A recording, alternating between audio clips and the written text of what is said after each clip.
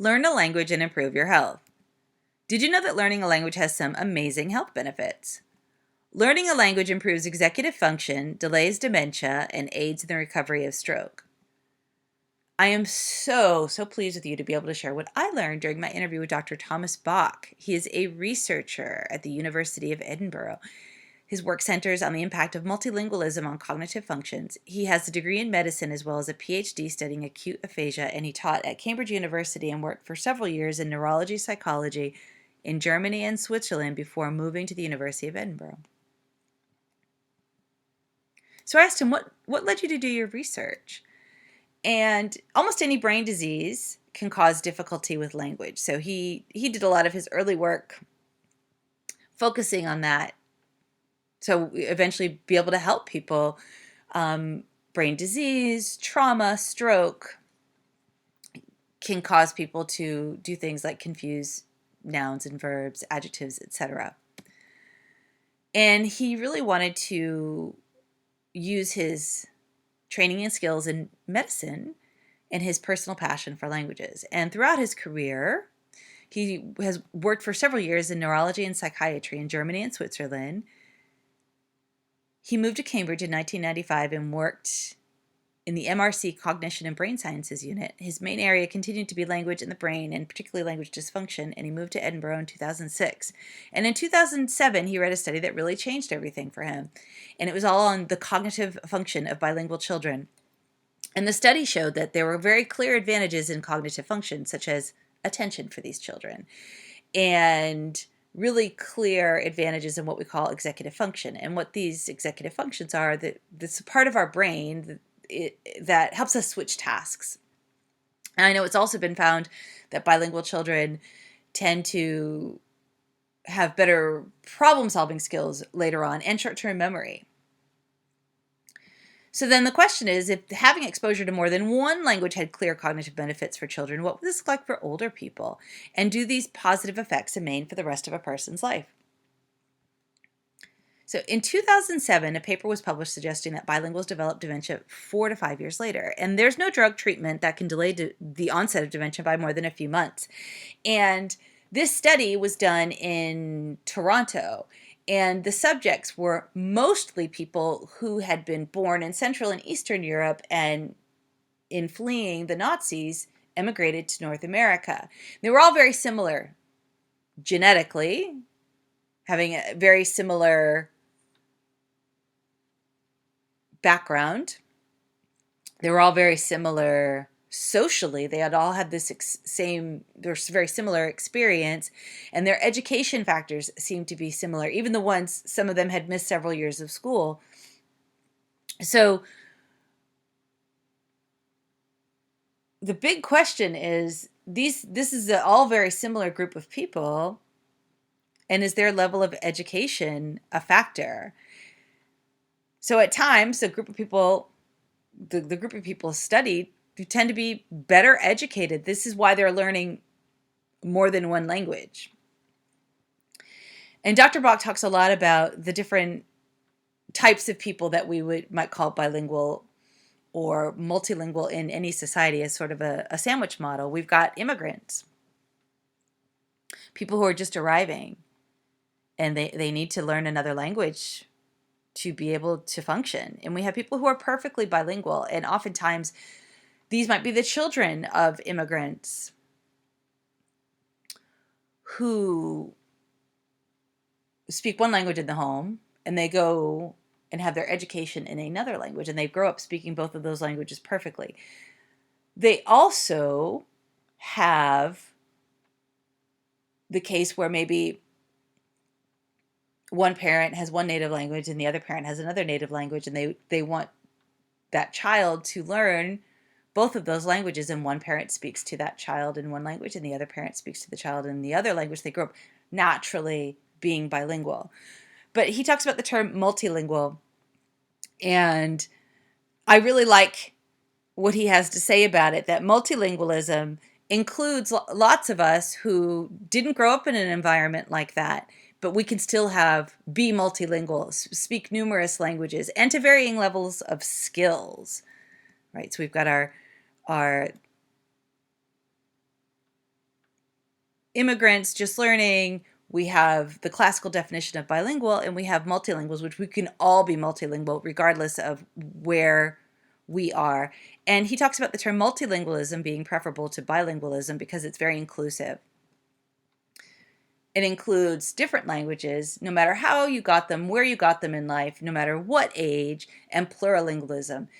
I really like it because it's very inclusive, it's flexible, it's not rigid. You can be competent in numerous languages without growing up, without having to move to another country necessarily, and without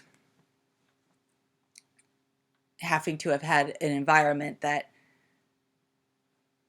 made it possible for you to speak two languages perfectly, like a native speaker. So they decided to do, Dr. Bach and his colleague, Sivana Aladi, a study in a place called Hyderabad, India, where Dr. Aladi is from. And what's interesting is that they were able to eliminate education as a factor in this study because in Hyderabad, people are multilingual, and it doesn't matter whether you have an MD and a PhD like Dr. Bach, and you speak 7 languages like he does, and you've been a professor at Cambridge University, or you've never stepped inside of a school. These people all speak numerous languages perfectly and comfortably and fluently and with ease. And this group that they studied had a difference of 6 years in the onset of dementia. So education wasn't a factor. And immigration also wasn't a factor. The people had been speaking numerous languages in Hyderabad for perhaps 500 plus years. So it wasn't immigration, it wasn't education. And this is a diverse group of people that wasn't a sort of small group of people relative that was studied in Canada. I asked him, I've heard that learning a new language grows your gray matter, and does gray matter matter? And for a long time, he told me that he thought there was no neogenesis, or rather brain matter, that can grow.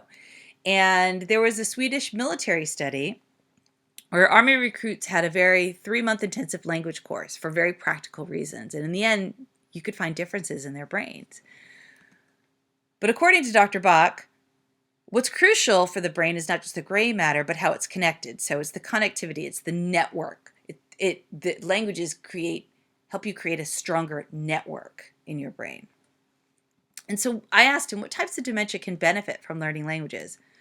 Alzheimer's, vascular dementia, often caused by stroke, and frontal temporal dementia. These were found 4 to 5 years. And I asked him, is it ever too late to get the great health benefits of studying another language? The older you are, the more relevant it is.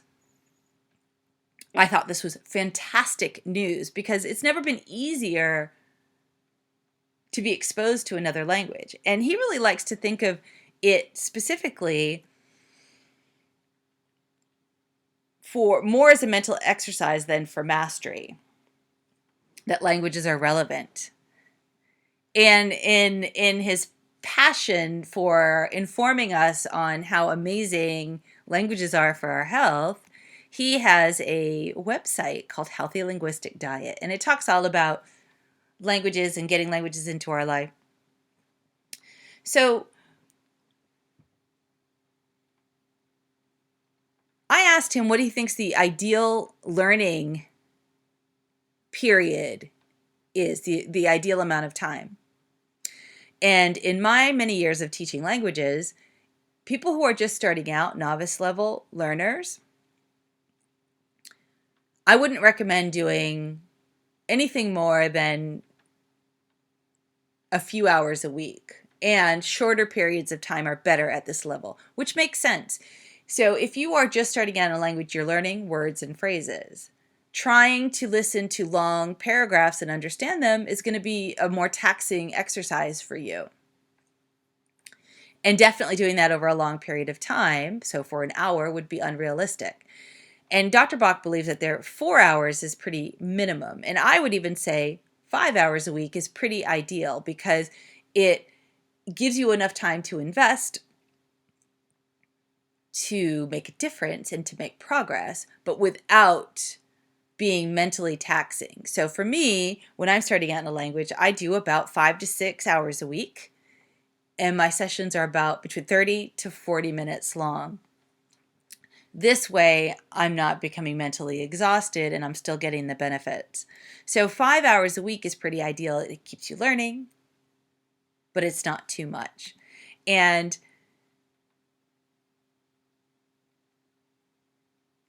he talks in the documents when you read, he's going to talk about, a 3-minute run isn't going to get you in shape, and a 1 carrot isn't going to make for a healthy diet.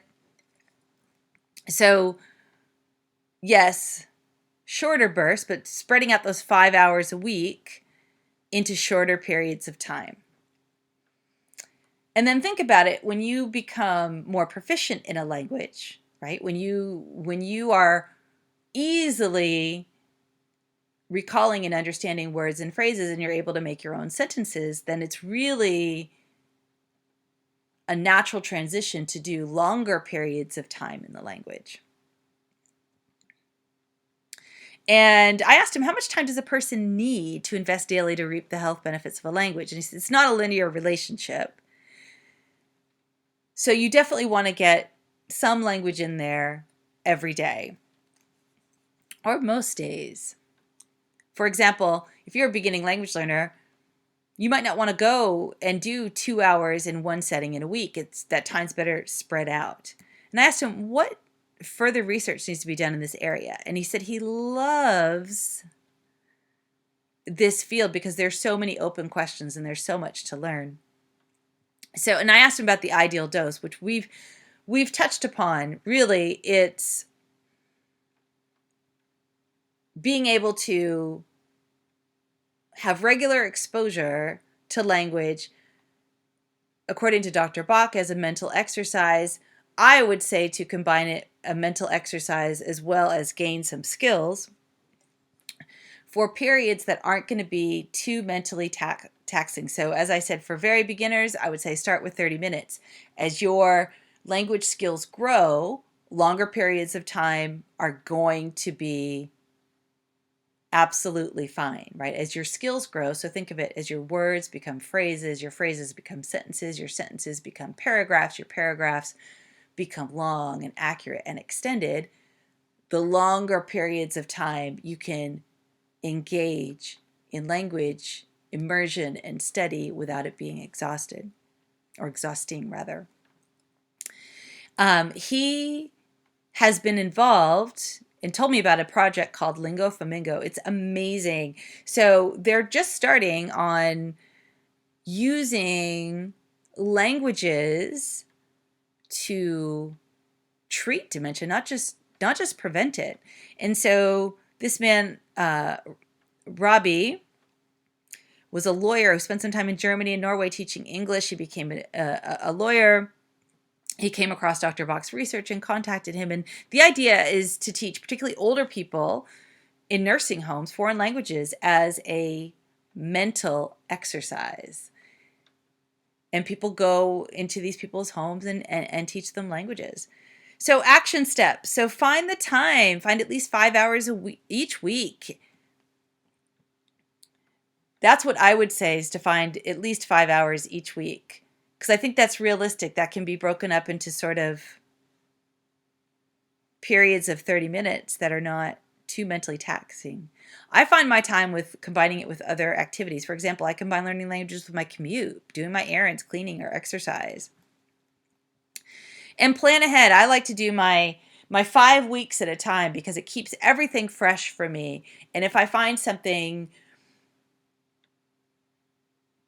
not so great, but I'm learning, I have something fresh to look forward to. So for example, when I'm doing a 5-week period, using my practice makes perfect, it's a great review of grammar and vocabulary for me. But then I also have another 5-week period to look forward to, where maybe I'm doing a lot of Netflix and Yabla, which is really fun for me. And 5 hours a week for 5 weeks is enough of a time of investment to reap the health benefits and improve your communicative skills. And split it up. Longer periods of time in the target language can be frustrating and mentally tiring for a lot of learners. And increase your time periods as your skills improve. And as always, if you want to read more, look at the documents.